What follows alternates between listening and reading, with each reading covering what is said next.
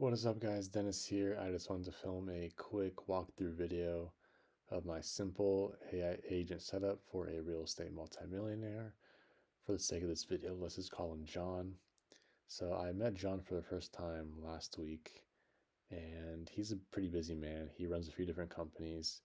And of course, when I sort of told him about all of the advancements in automation with OpenClaw and other services, he was for sure really interested in like how these services and how AI could help him be more organized and to help him save time.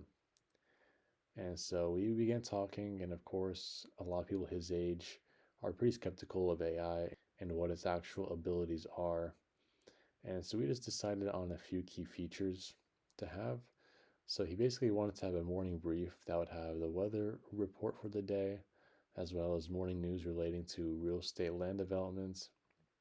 And he also wanted the ability to just talk to it instead of typing, because typing is really annoying. It's much easier to just talk to your phone, especially when you're just on the go. So moving forward into the actual setup though. So a lot of people have been using Mac minis and old laptops to basically host their OpenClaw bots or whatever AI that they're using. And I basically am using a virtual private server instead. And surrounding the server is going to be a Tailscale network. So basically what this does is that it basically hides the server from the internet, so it's not publicly accessible unless if you have a corresponding Tailscale IP address. So when you combine this with firewalls, it makes the attack surface for your server a lot less, and it greatly increases your security. I'm pretty new to this. I'm still learning a lot, but this is just the common practice that I've heard, and so far is working pretty well for me. And when it comes to actually finding the service for your virtual private server, there are so many out there. You can use AWS, DigitalOcean, Hetzner, um, Hostinger, and like there's so many of them. But anyways, though, so after we have our server set up, we are then free to install OpenClaw. So OpenClaw in this case is going to be our orchestrator. Basically, OpenClaw is going to be the main agent that is going to do the specialized jobs that we're going to assign it. But first, we do need to configure some special skills in it though. So we basically want to have a few different skills to basically help the our bot do its tasks. So to check off the box for the ability to talk to your bot, we can just use the OpenAI Whisper skill. Again, this allows you to just talk to your phone through voice memos, and the voice memo is going to be transcribed into text, which is then sent to the AI.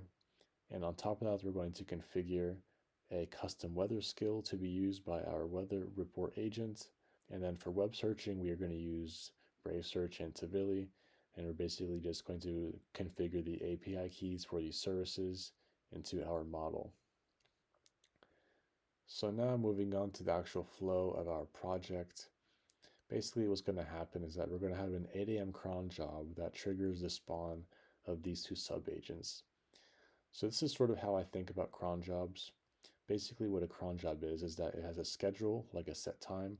So in this case, it's going to be 8 a.m. And then it's given a prompt, which is then sent to the model. And then this task is delivered. And then from there, it's going to be sent to Telegram at the end. So now moving over back to our flow, here's what's going to happen. These two agents are going to be spawned, each with a different task. So the first agent is going to have the task for generating the weather report, while the second one will have the task for conducting the morning research. And so these two agents will also be be connected to a normal LLM. In this case, will likely be Minimax M2.5 as well. And so then from here, basically, in the main prompt that is sent to the orchestrator to OpenClaw, it's going to have these two tasks. And so those two tasks are going to be sent over to our sub-agents.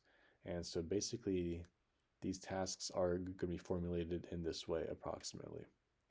So it's going to be like get the forecast for today for New York City using the weather skill.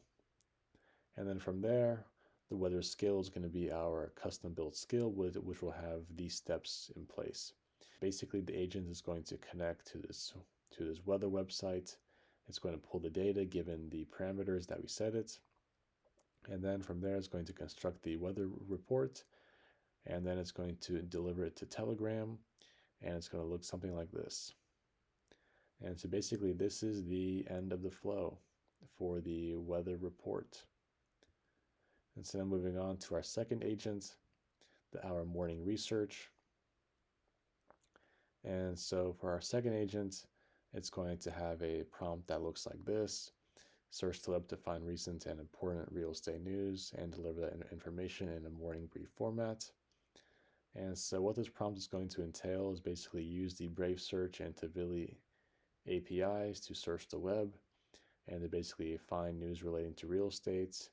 And then from there, it's going to construct the morning brief, deliver it to Telegram, and it'll look something like this as well.